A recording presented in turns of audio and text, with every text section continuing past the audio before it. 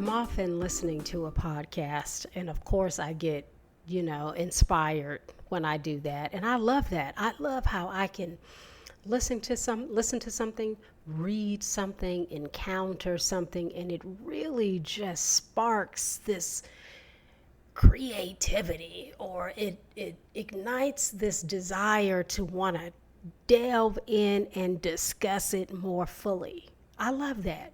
Yes, to being open and awake to life in a way where we can absorb and respond to the happenings of life in a fulfilling way, in a way that brings meaning and purpose and maybe gives back to the world, right? So I'm in that vibration and gratitude right now. So I was listening to the Mel Robbins podcast. She has this doctor on. Of course, the doctor's name in this moment is escaping me, but they're talking about spirituality. And they're talking about how spirituality basically is like innate.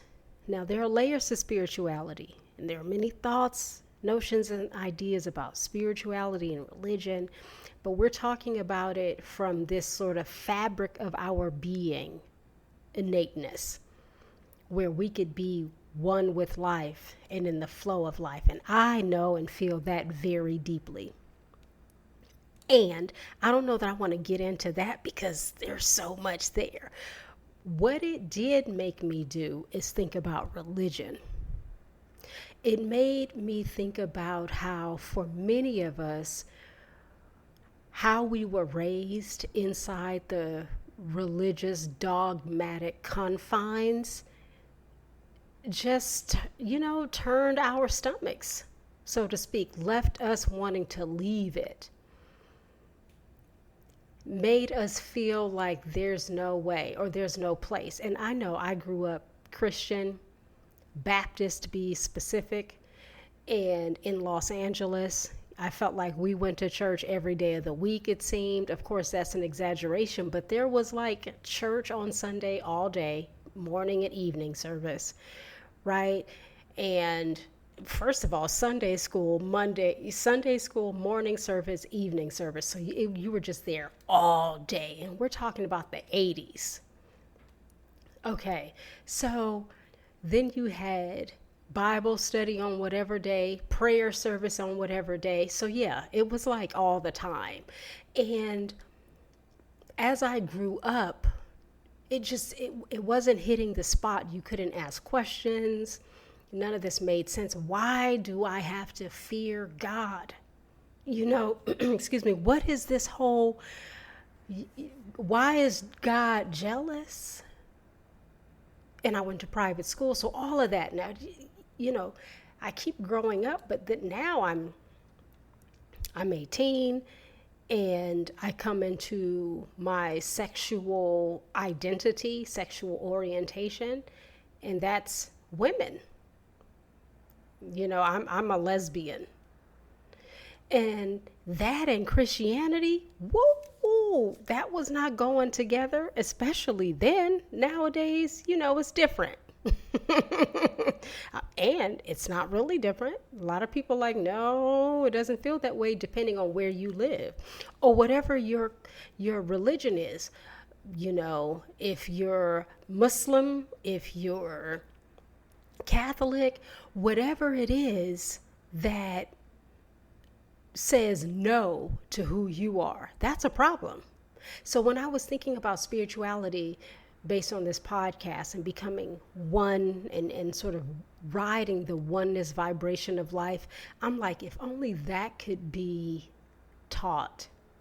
If only we could tap into the essence of life and be in the flow and alignment with life, as opposed to being in the dogmatic nature of religion, and how damaging it can be for so many people. And it's sad because I think religion, like at its core, can be beautiful.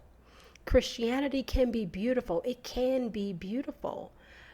But when we seek to control people, if we seek to control what we don't understand or we don't want to understand or we perceive to be a threat, then the dogma of a religion can really choke the life out of a person and have them become less of who they are, have them fall into like deeper, darker emotions and feelings and thoughts, make them feel like they don't belong in this life or in their form, that like they're doing something wrong. And I'm curious, how has religion shaped you?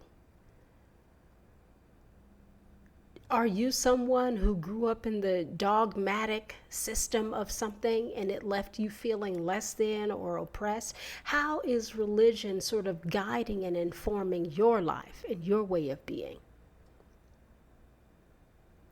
For me, I had to turn away from it.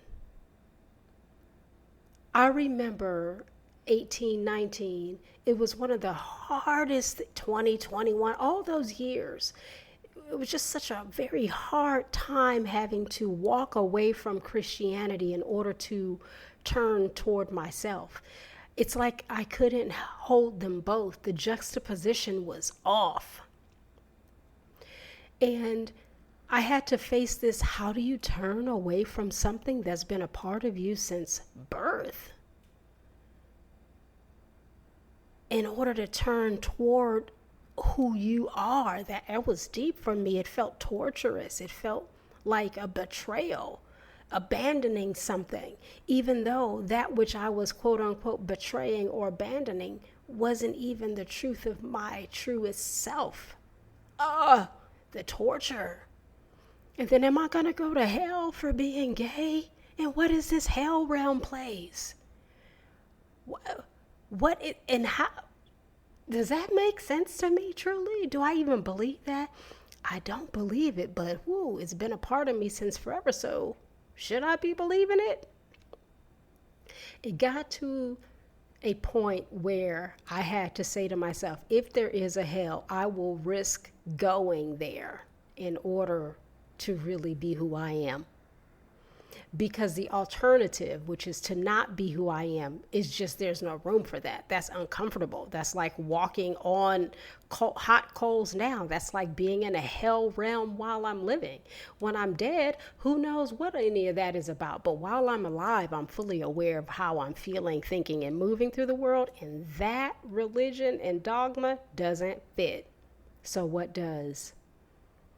Let me pivot and explore who I am and sort of find my spirituality, find my resonance inside that world. Now, granted, I loved many things that Christianity offered me, which is that there is something beyond me, that there is something greater that I can be sort of attuned to if I practiced that and cultivated it. Like I could access the godness of it all, the highest vibration in life, whatever you want to call it, the flow, the oneness. I could access that. But the commandments around it and the shall, should, and shouldn't, shithers, and thou, those, and thithers, and hithers, and beyonders, I couldn't. That was a no for me. And so I couldn't take half of the religion. I couldn't pick and choose, so I chose to walk away in order to find myself and now integrate a full spirituality. And maybe I'll talk about like a full spirituality and what that looks like in another episode. But right now, it's really, how has religion informed you? Have you had to rewrite it, walk away from it, find your footing inside of it? Have you run so far from it that it's left you not wanting to be in touch with anything that seems religious or spiritual or anything like that? How has it shaped you, and what is your practice?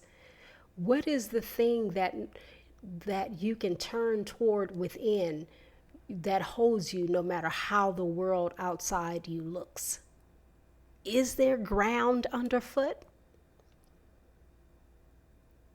Is there something there for you? And if not, have you thought about sort of cultivating something that holds you, a practice that fulfills you, that doesn't condemn you or require you to be other than who you are. Give it thought.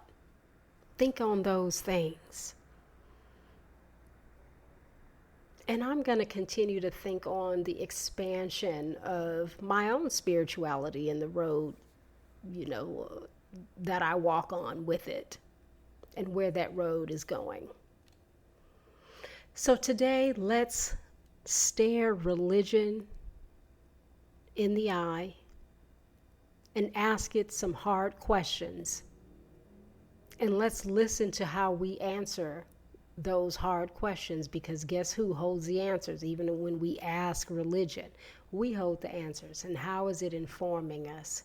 And who are we as a result of dogmatic conditioning? And whom are we becoming as a result of clarification and cultivating something different? Yeah.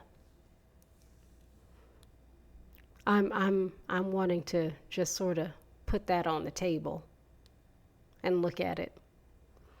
And maybe you'll feel inclined to give it a glance yourself and investigate religion and dogma and spirituality and how it has shaped and informed you or not, or what it just evokes even hearing it. It's important, I feel, to contemplate these different layers of our life, to see who we are and what's happening and why we are who we are, and what's happening inside of all of that. So thank you, as always, for spending time with little old me. And on this day, the 20th of May, I want to wish my partner a happy birthday. Happy birthday, beautiful. Thank you all for joining me, and I hope that you come back around and spend more time with me. I'll see you then.